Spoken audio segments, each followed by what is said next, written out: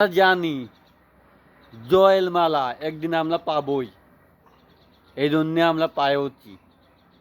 আমরা জানতাম এই শেখ হাসিনা একদিন গদিতে নামবেই, একদিন না একদিন নামবেই। সেটা আন্দোলন করলে হোক আর এমনি এমনি হোক, নামবেই।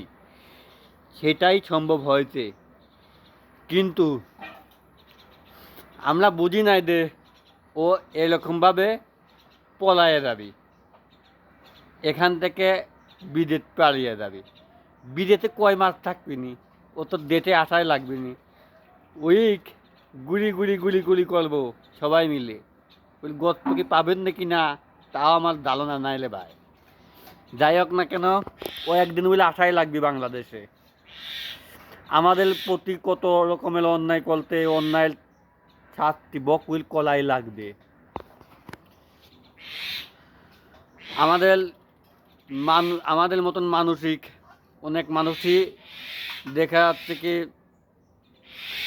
পাবনা, ঢাকা বিভিন্ন এলাকার ছাত্রছাত্রীকে মারছে, তাদেরকে কোনো অধিকার পাবে না।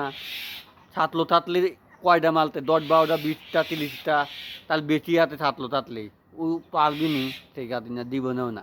কারণ ওই হাতে ক্ষমতা নাই, এখন আমার হাতে ক্ষমতা আছে। এখন আয় দেখি তুই কী করতে পারিস।